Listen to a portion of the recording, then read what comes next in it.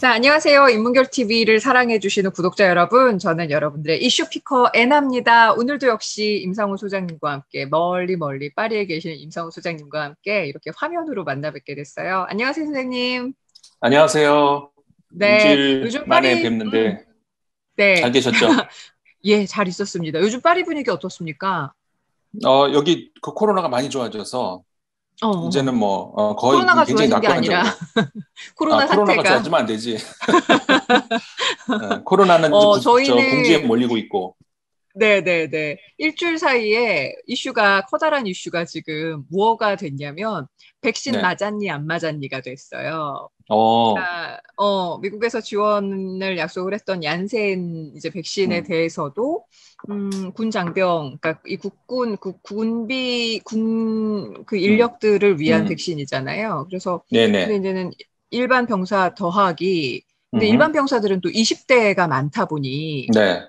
이들이 못 맞는 그 분량을 음, 인민군과 민방위를 음, 하고 있는 음. 그러니까 예비역인 거죠. 다 그분들이. 제가 그 군대 그렇죠. 용어가 좀 낯설어서 그런데 어, 그분들이 맞게 돼서 지금 뭐 음, 저희 방송국에서도 내가 만 40을 넘기는 바람에 뭐 못 맞는다 뭐 이제 이런 식으로 얀센 어, 백신에 대한 이야기고 많고, 또 이제는 그 흔히 말하는 그 자녀 백신을 미리 이제는 그 앱을 통해서 신청을 해 놓을 수가 있는데, 이게 또 예, 지역마다 좀 차이가 있어서 저도 지금 최대 5군데 병원까지 예약을 걸어 놓을 수가 있거든요. 네, 음, 아직 저는 연락을 못 받았는데, 뭐 이제 저희 작가 언니 같은 경우는 맞았다 이렇게 되면 옆에서 다 음, 부러워서, 언제 음. 만나 나는, 약간 이런 분위기여서 지금 조금 그 백신 접종률도 급증하고 있고요. 그래서 제가 그 이번 보도를 봤을 때 우리나라가 지금 네, 27%가 넘었다는 것 같아요. 예, 예. 그러니까 그래가지고 이게 세계 평균을 올라섰다고 하는데, 네, 그 가속도가 붙어 있는 그 모습을 이번 일주일 동안 좀 볼 수 있었고, 음, 이제 60세에서 74세 어르신들이 이제는 예약을 통해서 맞게 되시거든요. 이제 그렇게 되실 때 지금 뭐 그 예약률 자체가 거의 80% 육박한 걸로 전 알고 있어서 음, 아주 음, 고무적인 거라는 생각이 들어서 네, 아주 기분이 좋은 상태예요. 일주일 동안 어, 그게 하나의 큰 이슈였네요, 저에게는. 음.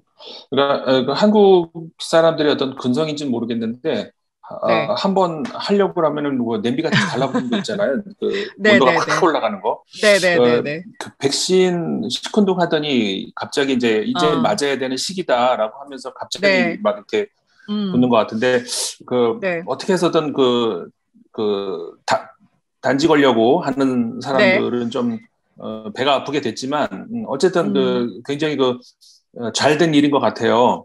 네, 네. 그리고 무엇보다도 지금, 그러니까 좀 젊은 남성분들이, 그러니까 비교적 젊은 남성분들이, 이번 백신에 대해서, 내가 군대를 갔다 온 보람이 있구나. 약간 이런 생각도 하시게 되셨다고 그러더라고요. 아주 어찌 보면, 혹시 네, 그 뉴스 보셨어요?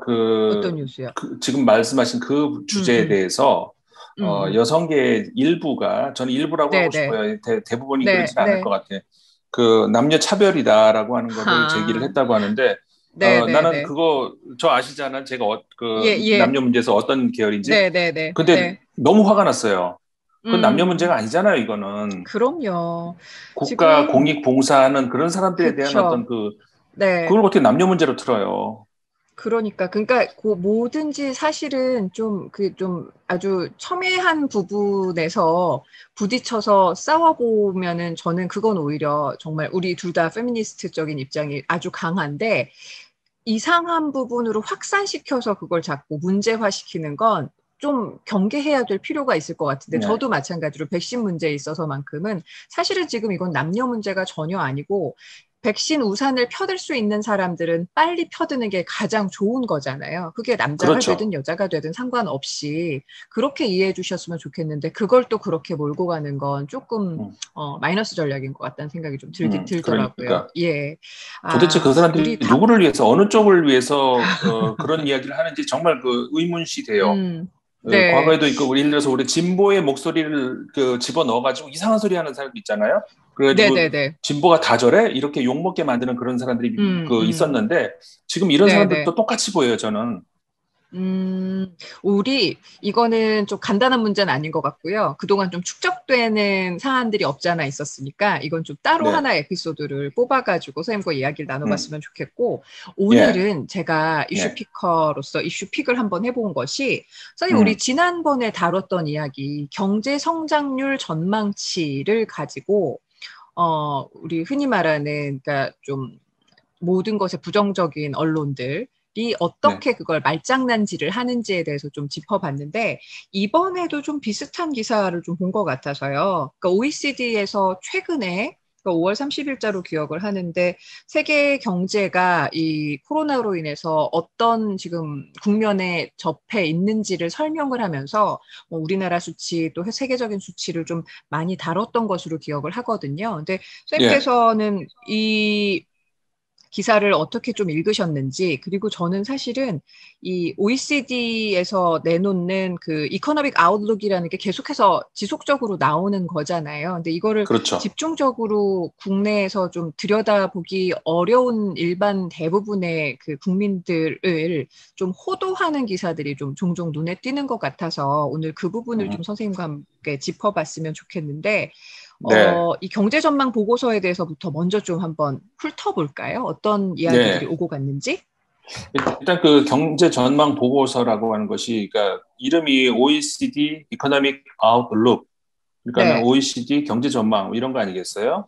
네, 이게 이제 1년에 한 4번 정도 나와요. 음, 3월, 5월, 9월, 11월 이렇게 나오나? 이렇게 음, 나오는데 그 중에서 이제 5월하고 11월 나오는 것이 더 이렇게 크게 전 세계적인 어떤 음, 그런 전망, 음, 그다음에 음, 3월, 9월 뭐 이런 게 좀 그 회원국들 뭐 이런 분석 이런 네, 중심으로 이렇게 나오거든요. OECD 뭐 누구나 잘 아시겠지만 소위 음, 말해서 그 좀 잘 사는 음, 선진국들의 그 뭐 클럽이다 이렇게 흔히 이제 네, 얘기하잖아요.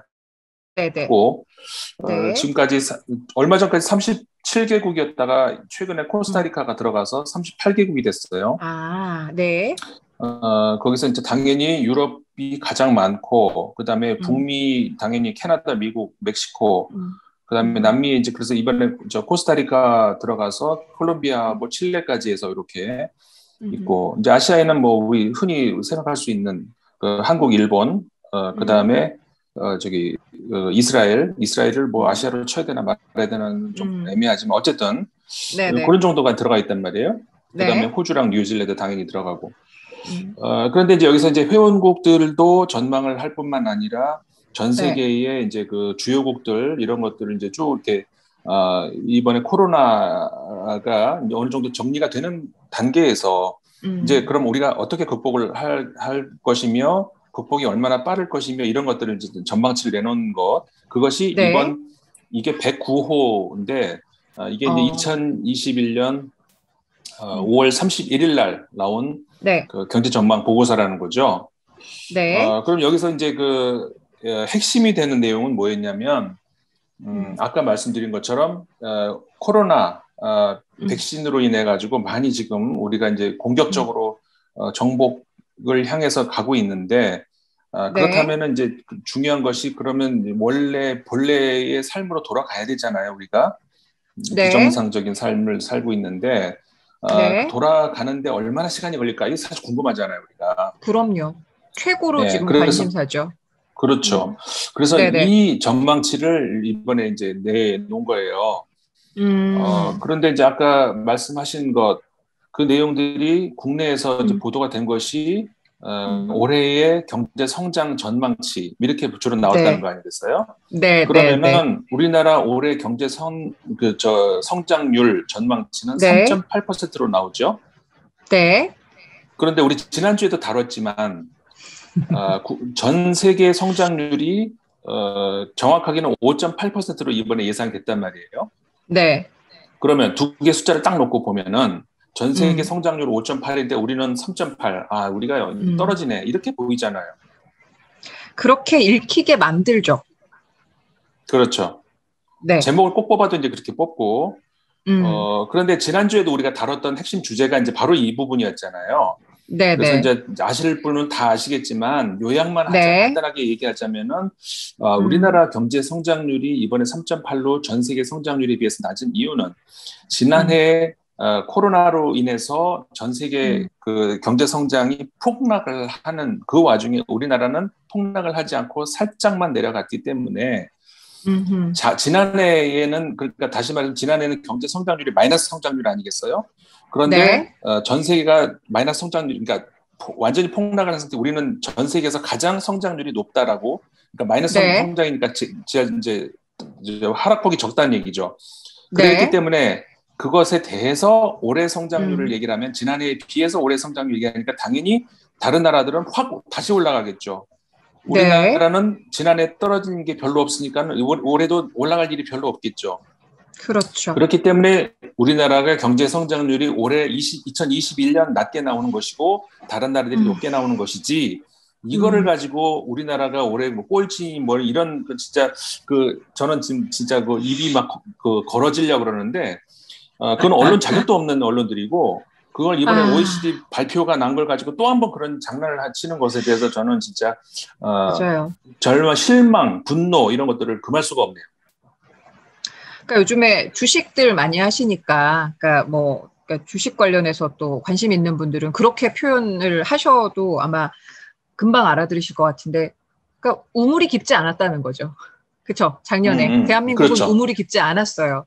그러니까 올라오는 게 수치로 그 비율로 따지면은 세계 최하위가 맞는 거죠, 사실은. 근데 그렇죠. 그만큼 작년에 우물이 깊지 않았다라는 걸 간과하고 혹은 그 이야기는 하지 않은 채 자꾸 수치로만 장난질을 치는데 그래서 우리가 지난주에 그렇게 분개했었는데 네. 이번에 또다시 이 OECD 그 아웃룩을 가지고 이야기를 나누는데 저는 사실은 이거를 국내 신문에서 볼 때는 선생님 말씀하신 대로 그 포인트 때문에 좀 부르르 했었거든요. 그래서 네. 궁금해서 이걸 찾아보게 된 거죠. 아웃룩에 도대체 뭐라고 하는지. 그래서 네. 선생님께서 또 공유도 해주시기도 하셨고. 근데 무엇보다도 첫 그 단락에 코리아가 딱 보여가지고 오 하고 본 거예요. 그랬더니 무엇보다도 그러니까 이게 지금 전망하는 것이 앞으로의 세계 경제가 굉장히 밝아질 것 같다라는 문장이 첫 문장이고 근데 굵은 볼드체로 돼 있는 게 This is no ordinary recovery. 그러니까 일상적인 회복은 아니다라며 그 다음에 이렇게 설명을 또 하는데 뭐 이런 여러 가지 그 공공 그 건강 영역이나 그리고 백시네이션 프로그램에 따라서 나라마다 편차가 있는데 그 다음이 되게 중요하더라고요. 어떤 나라들은 다른 나라들보다 much faster recover 하게 될 테니까 더 빨리 리커버를 하는데 그러고서 나온 나라가 코리아인 거예요. 맞아요. 코리아 and the USA를 딱 지목을 하는데 딴 건 안 보이고 코리아가 가운데 보여서 와 이게 가장 대서특필되어야 되는데 수치는 도대체 어디 나온 거지 하고 한참 뒤를 봤다니까요.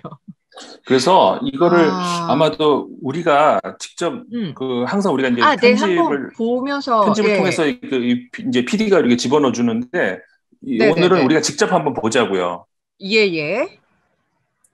자, 이 화면을 보시면 여기에 아까 말씀하신 화면이 이거잖아요. 글로벌 네, 그렇죠. 이 첫 문장. are 네. 그렇죠. 요거.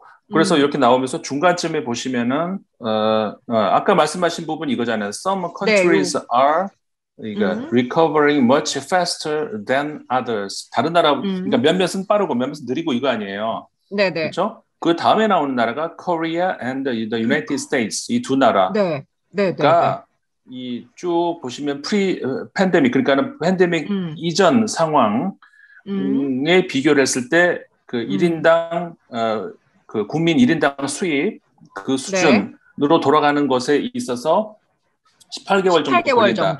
그렇죠. 그럼 18개월 걸린다는 것이 무슨 이야기냐? 그걸 이제 다른 나라하고 비교를 해보면 되잖아요. 그래서 이제 그 밑에도 보시면 멕시코하고 남아프리카 공화국 같은 경우에는 3년에서 5년까지 걸린다. 뭐 이런 거 아니겠어요? 네, 멕시코나 사우스 아프리카 더 많이 걸린다는 거죠. 유럽 그렇죠. 대부분의 유럽이 3년 정도를 보고 있고 멕시코나 이제 남아프리카 공화국 같은 경우는 남아프리카 나라들 같은 경우는 3년에서 5년을 본다는 건데 사실은 이게 굉장히 대설특필돼야 될 상황이었고 그리고 저는 이걸 그러니까 보면서 18개월을 그러면은 기다려야 되는구나. 예. 이거를 보시는 분들은 네. 이거는 어디서 찾을 수 있냐 이렇게 아마 네네네. 물으실 분이 있을 거예요. 정확하게 네. 만약에 진짜 궁금해서 찾아보실 분이라면은 음. 우리가 OECD에 들어가면 OECD의 그 이코노믹 아웃룩이라는 게 쭉 있는데 네네. 그것에 그 책으로 그러니까 PDF 파일로 이렇게 예. 종이로 만들 수 네. 있는 그걸로 된 거는 221페이지인가 하여간 분량이 이렇게 굉장히 길어요. 그렇죠. 그러니까는 그걸 누가 다 읽어보기가 어렵겠죠, 물론. 음. 그러니까는 이제 뭐 언론이 그래서 장난치는지 모르겠는데, 그 누가 설마 네. 그걸 보겠냐 싶어 장난치는지 모르겠는데, 그것 말고 그것에서 음. 중요한 부분을 뽑아서 뉴스레터 음. 형식으로 OECD에서 보내주는 그런 게 있어요. 네. 거기에서 다시 말하면 이거는 종이 PDF 파일 형식이 아니라 인터넷 음. 형식, 그러니까 뭐라고 그래 불러요? 이런 걸. 그러니까 인터넷으로 받을 수 있는 그런 식인 네네네. 거죠. 네. 그러니까는 다시 말해서 인터랙티브라고 그러니까 음. 그 우리가 클릭할 수 있는 뭐 이런 거 그런 네네. 거라는 거죠. 그래서 이 네. 부분을 그래서 제가 같이 공유해봤으면 싶었던 이유거든요. 자, 네. 한번 보시자고요. 네. 자, 위로 조금만 이렇게 올려보면은 여기 음. 나오죠. 음. How long to recover the pre-pandemic GDP per capita 이렇게 나오잖아요. 그러니까 이게 네. 이제 아까 말씀드린 것처럼 1인당 국민 총 생산의 그 팬데믹 이전 수준으로 회복되기 위해서 얼마나 시간이 많이 걸리냐 이거 아니에요. 한마디로 말하면. 네네네. 그런데 여기 위에 보시면은 G20, G20 음. 국가, 그 다음에 네. Advanced, 선진국이라는 네. 얘기죠. 그 다음에 네. Emerging, 개도국, 개발도상국이라는 이야기죠. 네. 이거를 이제 쭉 표시가 돼 있어요. 자, 보시면은 음. 자, 이 부분 한번 보세요. 그러면 차이나 잠깐만 여기부터 먼저 네. 보죠. 자, 어드밴스드 그러니까 예. 여기부터 이거를 뭐 네. 정지하고 자, G20 국가는 잘 아시다시피 전 세계의 그 경제적으로 굉장히 중요한 국가를 20개 모아놓은 건데 그 중에는 선진국만 들어가는 건 아니에요. 주로 이제 G7이라고 해서 이제 선진국들 클럽이 있었잖아요. 네네. 근데 이들이 전 세계적으로 G7에 포함되지 않은 국가들 중에서 다시 말해서 선진국이라고 볼 수는 없지만 굉장히 인구가 많다든가 뭐 여러 가지 이유로 해서 전 세계 경제를 G7 갖고는 안 되겠으니까 확장을 시킨 것이 G20가 됐단 말이죠. 그러니까 네. 여기는 우리나라도 들어가지만 여기에는 중국도 들어가고 그러니까 중국이 왜냐하면 G2잖아요. 그러니까는 그럼요. 국민 개개인 삶은 아직까지 뭐 선진국 수준이 아니지만 워낙 굉장히 전체적인 규모로. 그렇죠. 규모가 큰. 그래서 G20 보면은 여기 색깔로 이 뭐라고 해요? 터키색이라고 해야 될까? 이 네. 연두색, 초록색 네. 이게 이제 선진국이고 그럼 네. 선진국이 어디냐면은 코리아, 재팬, 유나이티드 그러니까 미국, 일본, 독일, 그러니까 호주, 캐나다, 이탈리아, 영국, 프랑스, 스페인 이렇게 돼 있죠. 네. 네. 여기서 스페인은 G20 국가는 아니에요, 사실은. 근데 스페인이 참 억울해. 잘 사는데 이게 그 그러니까. 유럽에 있다 보니까 유럽 리그에서는 뒤로 좀 떨어지다 보니까는 이제 지역 완배 이런 차원에서 이제 네네. 스페인이 자꾸 빠져요. 그래서 스페인은 네. 사실상 영원한 그 초빙 국가예요. 그러니까는 주요 회의에 빠지더라도 항상 불러요. 우리나라보다는 GDP가 좀 떨어지지만 그래도 어쨌든 네. 주요국이니까. 그 다음에 네. 여기 고동색이라고 해야 되나요? 이 밤색 네. 국가들 중국, 네. 터키, 러시아, 인도, 인도네시아, 브라질, 멕시코, 사우디아라비아, 남아프리카 공화국, 아르헨티나 이 네. 나라들이 G20에 포함되는 개도국이라고 할 수 있을까요? 약간 네. 그래도 선진국에는 못 미치는 그런 나라들이라는 거죠. 이 국가들 상대로 해서 얼마나 회복력이 빠를까라는 거를 비교를 해봤을 때 가장 빠른 나라가 이제 중국하고 터키가 나와요. 네. 이들은 이미 회복이 된 것으로 이제 판단이 되는 것이죠. 근데 이들은 네. 그러니까 선진국이 아닌 거고, 예. 그 다음에 선진국 가운데서 가장 그러니까 G20 국가들 중에서 선진국 중에서 가장 회복력이 빠른 나라가 한국과 미국이라는 미국이네요. 거죠. 네, 네. 바로 이 화면에서 보이시죠? 그렇죠. 그래서 2021년 중반이면 사실상 지금쯤이죠. 중반이면은 회복이 되는 것으로 이렇게 이제 판단이 되는 거라는 것이죠. 네, 물론 네. 우리가 이제 이런 경제 코로나 관련해서 항상 얘기할 때마다 이제 말씀을 드리는 것 중에 하나가 물론 사람들이 살기 어렵죠. 누구나 어렵단 말이에요. 그렇기 때문에 지금 살만하다 이런 얘기를 드리고 싶은 게 아니고 당연히 어렵지만 우리가 전 세계의 동향을 같이 비교를 해보자는 말이에요. 다른 세계가 얼마나 다른 나라가 어렵게 살고 있는지를 그 얘기를 하는 거예요. 그러니까 우리나라가 뭐가 회복됐냐 아직까지 힘들어 죽겠구만 이런 얘기를 하시면 전 더 이상 할 말이 없는데 다른 나라에 비교를 했을 때 그렇다면 다른 나라들이 얼마나 어렵게 살고 있는지를 비교를 하자면 네. 일본 같은 나라도 올해 가을은 넘어야 회복이 될 것으로 굉장히 빠른 편이죠. 네네. 독일은 올해 말 등등 해가지고 예를 들어서 프랑스, 스페인 같은 경우에는 2022년이 넘어가든지 그때쯤 돼야 회복이 되는 것으로 이렇게 나온단 말이에요.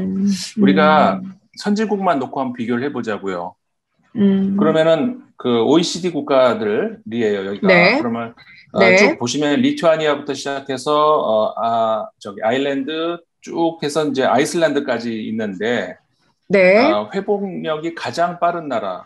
아까도 본 것처럼 역시 그러니까 우리나라가 앞쪽에 있는데 선진국 네. OECD 국가 중에서는 리투아니아가 가장 빠른 것으로 나와요. 네네. 그 다음에 아일랜드, 그 다음에 한국이에요. 네. 그러니까는 우리나라가 그만큼 그 코로나를 딛고 원래의 자리로 회복하는 그 기간이 굉장히 빨리 전 세계에서 가장 빠른 나라 중에 하나라는 그 이야기고, 그러니까 아까 이제 우리가 글에서 읽어본 것처럼 한국과 미국이 가장 빠른 속도로 그 회복을 한다는 그게 이제 중심 타이틀이 된 것이죠. 그래가지고 뒤로 쭉.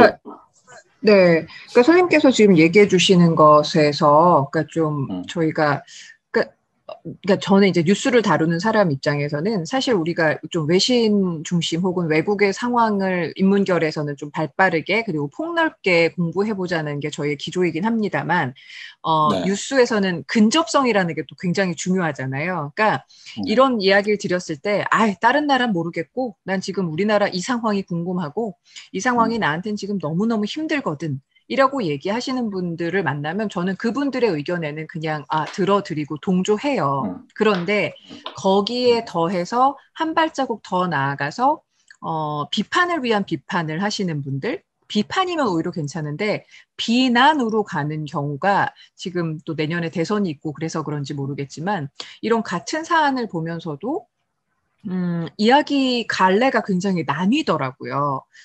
저는 그러면 도대체 우리가 합리적인 판단이라고 하는 것이 어떤 내 의견을 완전히 무시할 수는 없지만 그래도 이런 상황이나 이런 실제 어떤 사례를 가지고 이야기를 나눌 때는 그렇구나 하고 수긍하는 게 정말 제대로 된 시민이라고 생각을 하거든요. 그 조사는 알았어, 됐고, 근데 그거는 뭐 내가 지금 당장 먹고 살기 힘들다는데 됐어, 난 그건 모르겠어. 그러면서 이제 비난을 시작을 하는 그런 분들하고는 대화를 하기가 좀 상당히 어렵더라고요.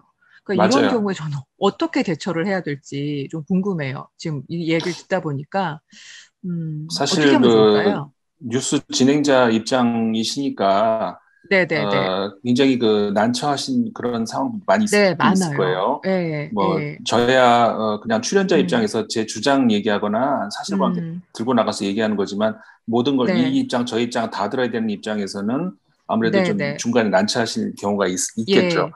근데 진짜 대선이 가끔 임박해 와서 그러는지 몰라도 진짜 확증 편향이라고 하는 거. 그러니까 내가 믿고 싶은 것만 믿고 그러니까 일종의 불안증에서 온 것 같은데 그렇지 않으면 불안해서 못 견디겠는 거죠. 그러니까 자꾸 내가 믿고 싶은 것만 믿고 그것만 찾고 그런 보도들 나오면 그거 봐, 이거 봐. 이번에 사실은 좀 조심스럽긴 해요. 그것이 알고 싶다. 거기서 주제로 다뤄졌던 우리 아까운 대학생 한 명 돌아가신 거. 그것도 지나치게 선정적으로 사람들이 자기가 믿고 싶은 쪽으로만 간단 말이에요. 처음에는 그것이 알고 싶다 해서 말해달라더니 이제 말해주니까 또 그거 폐지하라고 그런 모양인데 좀 한쪽으로 너무 내가 믿고 싶은 대로만 보도를 해준 그러니까 자꾸 그런 유튜버들이 나오는 것이고 이 대목에서 제가 살짝 사실 좀 우리 본론 취지에서 벗어난 얘기일 수는 있는데 제 네네. 개인적인 이야기를 살짝 드리자면 저는 유튜브를 통해서 이제 이런 제가 드리고 싶은 말씀을 한참 하다가 살짝 중간에 유튜브에 대해서 환멸을 느낀 적이 있었어요. 네. 바로 이런 소위 말해서 유튜버라고 하는 직업군이 새로 나오면서 말 같지도 않은 말들 이렇게 검증되지도 않은 말 전달하고 그 사이에서 경쟁을 하고 그 안에 끼어 있다는 것이 저는 불쾌하고 아주 기분이 나빠가지고 저는 정말 하기 싫어질 때가 있었거든요.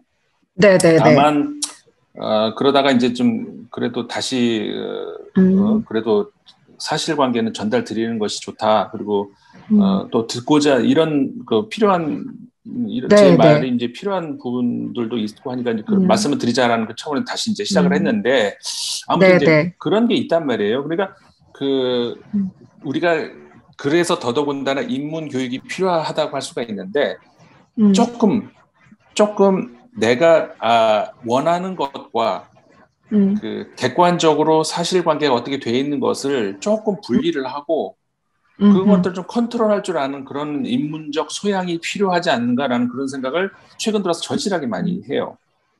그러니까 그러기 위해서 저희 구독자들께서 많이 도와주셔야 돼요.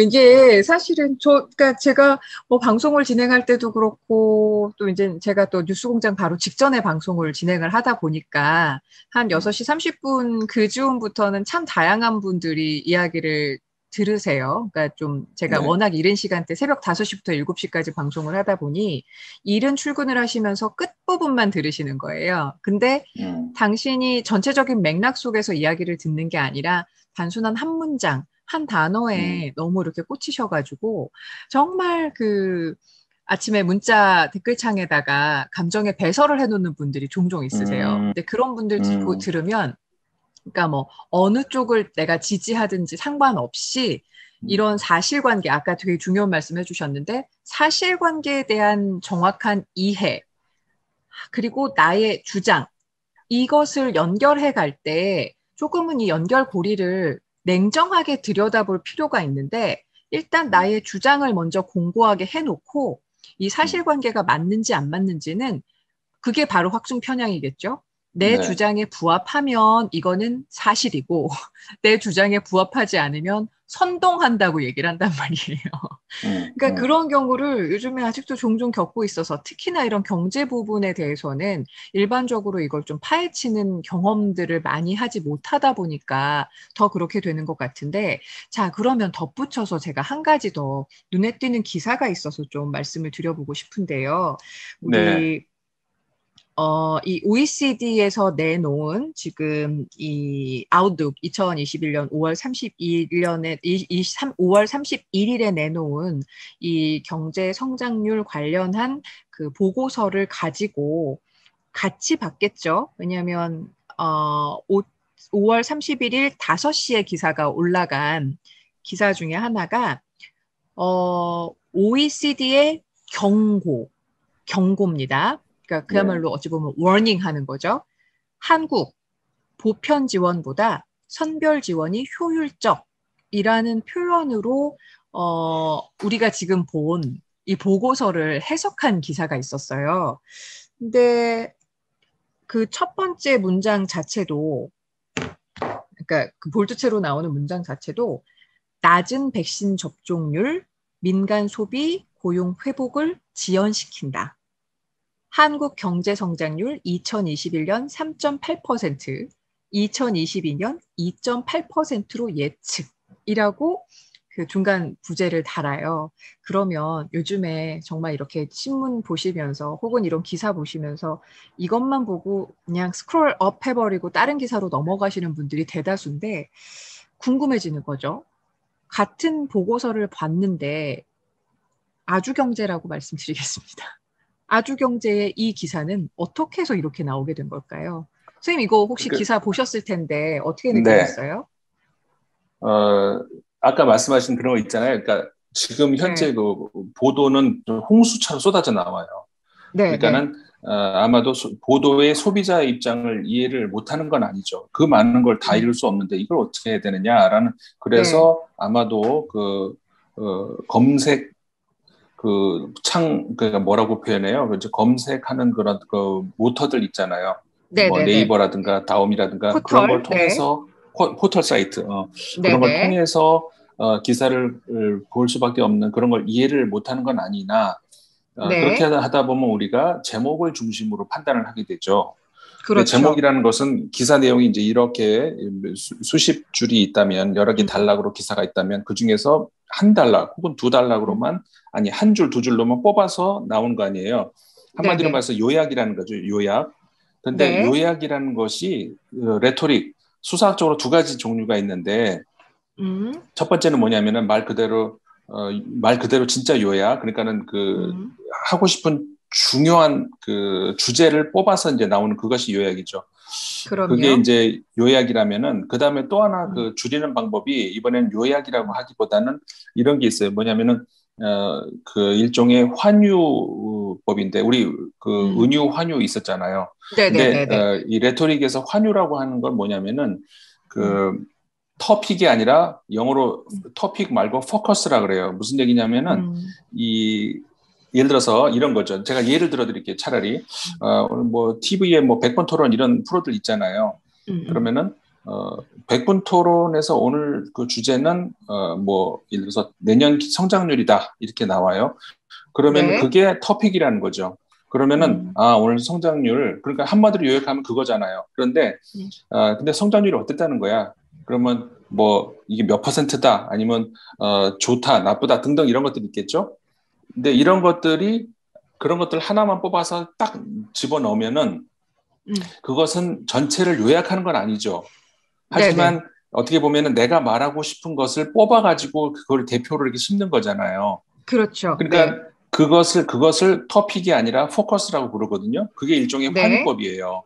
우리가 이제 네. 환유법 그러면 시험 준비하는 과정에서 봤기 때문에 듣기 싫으실지 모르겠는데 고등학교 때 많이 들었더니 중학교 때 들었나? 어쨌든 근데 그게 환유법이라는 거거든요. 네네. 그러니까 그렇게 하면은 굉장히 보는 사람으로 하여금 쏙 빠져들게 만드는 그런 효과가 있어요. 이게 수사적인 그 효과라는 거죠. 근데 네. 반면에 왜곡의 위험도가 굉장히 높아져요. 근데 그 왜곡의 위험도가 높아짐을 충분히 알 수 있는 그 많은 기자들이 오히려 이거를 네. 이용을 하는 거죠. 그래가지고 한마디로 네. 말해서 자기가 말하고 싶은 그 쪽으로만 사람들을 몰고 가는 그런 식으로 활용을 한다는 거예요. 그러니까 네. 제목만 보고 우리가 이제 기사를 판단하는 것이 얼마나 위험한 것인지가 바로 그 이야기인데 네. 제목으로 보면은 아까 말씀하신 경고까지도 아니에요. 우리가 이제 권고라고 할 수 있는 것이죠. 무슨 얘기냐면 우리가 네. 이 자료도 한번 같이 볼까요? 자, 그러면은 제가 지금은 그 같이 공유하고 싶은 자료가 뭐냐면은 이게 네. 우리가 아까 봤던 것은 그것을 그 중요한 부분을 뉴스레터 형식으로 빼가지고 이 인터랙티브 방식으로 컴퓨터에서 클릭할 수 있게 만들어준 그 자료고 지금 네. 볼 수 있는 이 자료는 거의 PDF 형식으로 그러니까 종이로 따지면은 221페이지가 정도 아니면 그게 요약본이었나? 그러니까 더 될 거예요 아마. 네네네. 그러니까 굉장히 긴 자료예요. 이번에 말씀드렸죠. 이게 바로 그 경제 전망 보고서죠. 그러니까 OECD Economic Outlook 이 문서예요. 그럼 여기 또 쭉 보시면은 잠시만요. 이렇게 에디토리얼부터 시작을 해서 쭉 나와. 이게 여기 로랑스 분이라고 나오잖아요. 이게 프랑스 사람인데 네. 로랑스 분, OECD 이번 책임 저자예요. 이런 것들은 한국에서도 많이 인용이 됐던 것 같아요. 그러니까 2013년에서 2019년까지 세계 성장률, G2 성장률, OECD 성장률 등등. 그다음에 2019, 20, 21, 22 뭐 이렇게. 그다음에 2020, 21, 22 이 네 군데의 경우는 그 4분기 이렇게 해가지고 쭉 나왔고 뭐 이런 것들 나오는데 이제 제가 이제 보고 싶은 것은 아까 이제 그 우리나라 기사 얘기하셨잖아요. 그러면 이렇게 두 번째 보면은 여기에 왼편에 보면은 개별 국가들별로 또 자세하게 설명이 나와 있어요. 아, 네네네. 그러면 아르헨티나부터 시작해서 A, B, C, D, E, F, G 하면 여기 재팬 다 코리아 얘기 나오잖아요. 자, 이 코리아 네. 나오잖아요. 그러면 이 부분에서 이제 중요한 것을 우리 한번 보았으면 좋겠어요. 네. 이 두 번째 단락을 여기 보시면 이 부분. 네. 여기서 이제 그 한국, 아까 우리 경고라고 우리나라 언론에서 보도가 나왔다고 했는데, 이걸 경고라고까지 얘기를 해야 되나 싶어요. 이거 각 나라별로 권고예요, 권고. 그렇죠. 그러니까 거기서부터 좀 이상했던 거예요.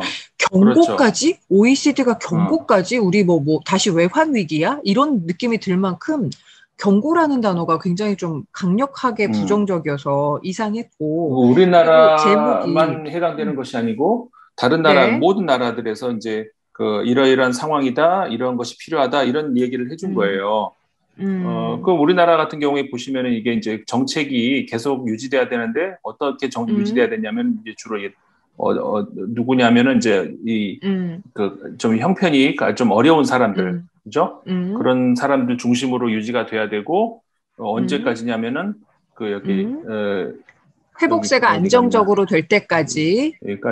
여기까지가 이제 첫 번째 문장이죠. 네네. 그러니까 회복세가 안정될 때까지는 그래도 이제 취약계층에 이제 그 신경을 많이 써야 된다. 결국 그 얘기 아니겠어요? 그렇죠. 그다음에 그렇죠. 사실 되게 중요한 얘기가 있는데 우리나라에서 그 사실 경제와 관련해서 그러니까 재정 분야와 관련해 가지고 이번에 코로나 사태 때 우리나라가 굉장히 방어를 잘해서 그렇지 그 지원을 우리나라가 굉장히 안 하는 나라 중에 하나라는 거죠. 그렇잖아요. 그러게요. 네네네. 우리가 지원을 약간씩 받긴 했지만 진짜 그 가뭄에 콩나물 올라오듯이 그냥 조금 살짝씩 네네. 그런 거밖에 없었던 것 같은데 이게 네네. 다른 나라 같은 경우에는 우리가 이제 그래서 왜 그 다른 나라의 상황을 좀 볼 필요가 있는 게 유럽, 네. 미국 이런 나라들은 우리나라와 달리 수개월 동안 1년 가까이 모든 가게들이 문을 닫고 문을 못 열고 이런 게 계속 됐었어요. 네네. 그러면 우리나라 당연히 이제 그 상인들, 중소기업 어렵다. 당연히 어렵잖아요. 근데 우리나라보다 이런 나라들은 더 엄격하게 다룰 때 카페 전혀 갈 수가 없고 문 닫고 식당 문 닫고 그렇죠. 그럼 이 나라들은 어떻게 중소기업 그다음에 상인들이 살고 있었느냐? 정부 지원금이었었어요. 전부 다. 네네. 그래서 이제 그 세부적으로 들어가면은 이제 대상마다 다 전부 다르겠지만 어쨌든 간에 다행히 우리가 방역을 잘해서 그렇지 만약에 그렇지 않았다면 어쩔 뻔했냐 이거예요. 그러니까 우리나라가 그 좀 더 시민들에게 좀 더 살 수 있도록 어떤 그 이 여력이 좀 있으니까 좀 풀어줘라. 이것에 대해서 재정경제부가 계속 반대를 해왔잖아요. 그랬죠. 그러면서 네. 돈이 없다. 나중에 빚 내면 어떡하냐. 뭐 빚장사냐. 이런데 자 보세요. 여기서 이 부분 한번 볼까요? 중간쯤에 보시면 여기 이 부분부터 relatively low public 네. 발음이 좋으시니까 먼저 읽어주세요. 그러니까 비교적 우리가 그 재정 여건에 비해서 아주 낮은 public debt을 provide 했다는, 그러니까 그 그러니까 재정 조달을, 그러니까 공공 재정에 대한 조달을 굉장히 비교적 협소하게 운영했다는 그런 이야기를 하고 있잖아요. 그러니까 이것을 그러니까 여유가 있다는 거죠. 그렇죠. 그러니까 이것을 보면. 그러니까 공공 정책에 의해서, 공공 지원에 의해서 어려움에 처한 가정과 비즈니스에 계속해서 지속적으로 뭔가 서포트가 이루어져야 한다라는 말은 오케이, 이해를 했어요. 근데 이게 지금 제목에서 뽑힌 것처럼 보편적 지원이 아니라 선별적 지원을 하도록 경고한다라는 것으로 둔갑하는 데까지의 그 사고가 사실은 정말 사실에 기인하지 않은 굉장히 의견을 담은 이 기자든 아니면 언론사든 그 사심을 담은 해석이라는 생각이 좀 들었던 거죠. 그러니까 이 부분에 대해서 그렇죠. 소장께서는 어떻게 생각을 하시는지 좀 궁금하더라고요. 그러니까 사실관계라고 하는 것이 여러 가지가 이렇게 쭉 나열될 수 있잖아요. 네. 그런데 그것 중에서 무엇이 네. 주고 무엇이 종이고 그다음에 네. 무엇이 지나간 이야기고 무엇이 지금의 이슈인가 여러 가지가 네. 있는데 이것들을 우리가 판단했을 때 이것이 소위 말하는 우리가 진실 뭐 이렇게 볼 수가 있잖아요. 네. 그런데 여러 개의 사실관계를 이리저리 앞뒤로 갖다 붙이고 머리를 밑에다 붙이고 다리를 위에다 붙이고 이렇게 하다 보면 이상한 그 진실이 돼버릴 수가 있다는 거죠. 진실도 아닌 어떤 그런 무엇이 돼버릴 수 있다는 거죠. 저는 그런 생각이 드는 것이 당연히 취약계층을 보호해야 되는 것이 당연히 맞죠. 근데 그것이 계속 되어야 된다. 네. 그렇죠. 그것이 선별적 지원보다 보편적 지원보다 선별적 지원으로 가야 된다라는 그런 OECD의 경고라는 말이 어디가 있냐 이 말이에요. 제가 드리고 말씀 그 말이에요. 그러니까요. 네. 그것보다는 저는 더 우리가 이제 지금까지 그 논점이 됐던 것이 재정 여력이 있다 없다 해서 재정경제부는 없다 쪽으로 많이 갔었잖아요. 예. 근데 OECD는 재정 경제력이 여분이 상대적으로 여력이 다른 나라보다 있다. 지금 그 얘기를 하고 있단 말이에요. 물론 그렇죠. 그 뒤에 노년층이 많이 빨리 증가하고 있는 것은 있지만 어쨌든 우리는 재정 여력이 있다. 그 얘기란 말이에요. 그다음에 저는 이 다음 문장도 굉장히 중요하다고 생각을 하거든요. 네. 뭐냐면은 뒷부분만 볼까요? 여기 그 신중한 정책 좋다 이거예요. 네. 좋은데 네. 그것은 뭐가 필요하냐면은 뭔가를 포함을 해야 돼요. 뭐 그죠? 갑자기 영어 시간이 돼버렸네. 뭘 포함을 하냐면은 네네. 자 리스크 테이킹 우리가 이제 위험 부담도 우리가 안 떠나야 된다는 거죠. 재정 건전성 좋지만 그리고 또 뭘 해요? Build up of household debt. 그러니까 가계 빚에 대한 그렇죠. 그렇죠. 그러니까 가계 빚이 늘어나고 있는 것 이거 조심해야 되는 것이고 위험 부담도 동시에 포함을 해야 이게 국가 정책이지. 신중하다. 그러면 국가 빚만 안 지면 그게 그 좋은 그렇죠. 재정 정책이냐? 그 얘기라는 것이죠. 그 부분을 사실은 그 OECD에서는 권고사항이라고 볼 수 있는, 글쎄요. 그래서 저는 제 얘기로만 끝내지 않고 이게 자료 화면을 같이 공유를 드려본 건데, 한번 판단은 시청자분들이 해보실 수 있겠지만은, 무엇이 주 논점인가를, 우리가 앞서서 얘기한 것도 주 논점이 우리나라가 경제 성장률이 3.8%서 이게 주 논점인가요? 그거 아니란 말이에요. 아니죠. 가장 회복력이 빠른 게 어디냐라고 했을 때 그것을 한국과 미국을 놨다는 거 그게 이제 중심이었던 것이고 지금도 제가 볼 때는 재정 건전성이 이제 다른 나라보다 건전성이 높기 때문에 여유가 있다. 그렇다면은 이 신중한 정책도 좋지만 가계부채와 위험 부담을 안고 가는 것도 필요하다. 이게 주로 이 OECD가 이번에 그 한국한테 경고도 아니고 그런 식의 경고를 했다 하더라도 나는 어쨌든 그런 얘기라면 이 부분을 어떻게 그렇게 해석할 수 있냐 저는 그 말씀을 드리고 싶네요. 그러니까 제가 이 아주경제 기사를 쓴 기자의 입장을 조금 이제 행간을 통해서 읽어보면 그러니까 아까 저희가 제목으로 OECD의 경고, 한국 보편 지원보다 선별 지원이 효율적이라고 OECD가 마치 경고한 것처럼 문장을 잡았고 리드 문장, 첫 번째 주제 문장이 뭐였냐면 정치권에서 추석 전까지 2차 전국민 재난지원금을 지급하자는 주장이 제기된 가운데 경제협력개발기구가 보편 지원보다는 선별 지원이 경제 회복에 효과적이라는 보고서를 내놓았다라고 결론을 지어버려요. 그러니까 무엇이냐면 제가 보기에는 이 기자가 됐든 이 언론사가 됐든 정치권에서 2차 재난지원금을 지급하자는 주장이 제기된 것이 불편한 거예요. 그렇죠. 그리고 지금 저희가 같이 본 바로는 모름지기 이런 시기에 재정정책이라 함은 이런 위험도 껴안고 그리고 가계빚이 늘어나는 것에 대해서도 같이 공감하면서 팔레시가 이루어져야 된다는 게 필요하다라는 거에 우린 방점을 찍었지만 이 기자나 이 언론사는 이것이 아니라 앞에 기술한 그러니까 지금 이런 것들이 계속해서 지속적으로 필요하다라고 하는 대전제에만 그냥 방점을 딱 찍어가지고 그걸 가지고 선생님 말씀하신 대로 그게 환유가 됐든 아니면 포커싱이 됐든 어찌 보면 아전 인수격의 해석이 됐든 장난을 했다고밖에 전 생각이 안 들더라고요. 그러니까요. 제가 드리고 싶은 말씀이 이제 그런 거예요. 그 언론의 보도, 물론 언론이 보도를 하는 것은 특정 어떤 그 정파적인 색깔이 당연히 있을 수 있을 거예요. 아, 그럼요. 그런데 근데 옛날에 그 김어준 총수가 되게 뭐랄까 적절한 말 하셨던 것 같아요. 뭐라 그랬냐면은, 그러니까는 정치적 지향점은 그 편파적일 수 있다. 그럼요. 네. 그런데 그렇게까지 이끄는 그 어떤 그 근거 있잖아요. 그거는 편파적이면 안 되는. 과정은 절대로 편파적이면 안 되는 거죠. 그러니까 그거는 정확하게 제시를 해주고 무슨 근거로 했는지, 그러면 그거에 대해서 판단. 그래서 나는 이렇게 판단한다. 그거는 그렇게 판단한다면 뭐 할 수 없는 거죠. 근데 그 과정을 왜곡시켜 버린다든가 아니면 감춘다든가 혹은 뭐 그런 방식으로 해가지고 아니면 제목 타이틀, 특히나 요즘에 제목밖에 안 읽는 제목 장사. 네네.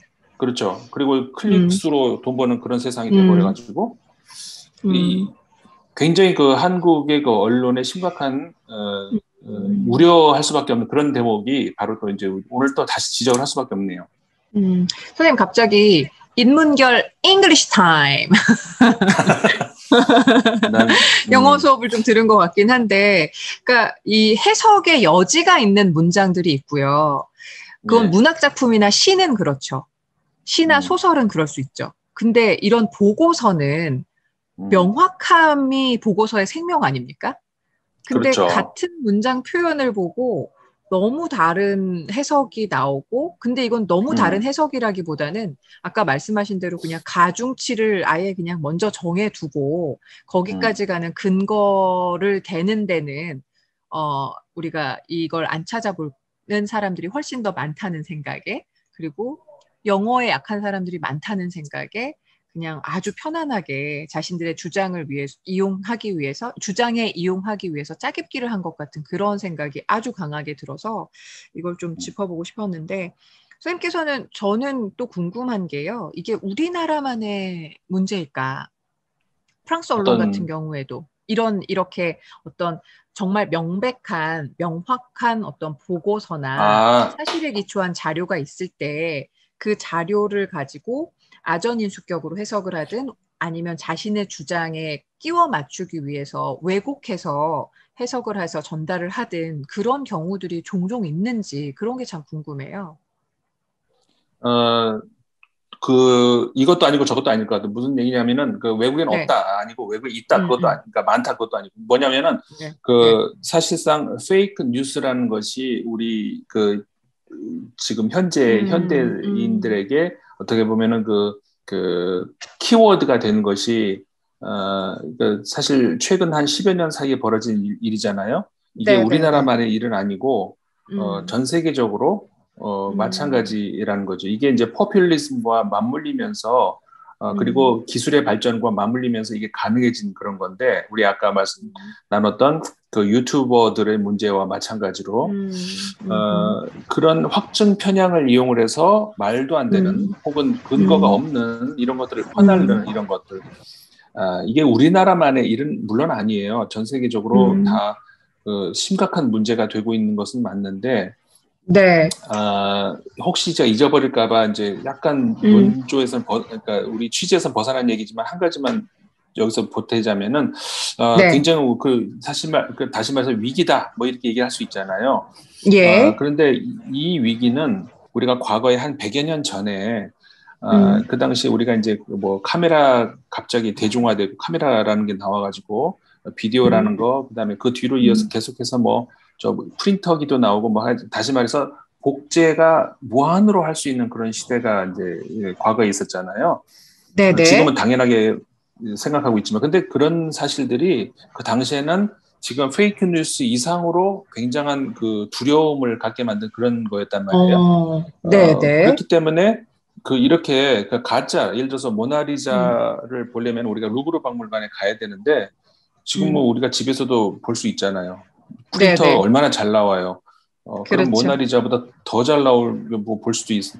근데 그런 것에 대해서 우리는 지금이 현혹되지 않는데 과거에는 이게 얼마나 무서웠겠어요. 상상을 해보세요. 그 당시에 남의 그림을 네네네. 갖다가 복사해가지고 다 돌리고.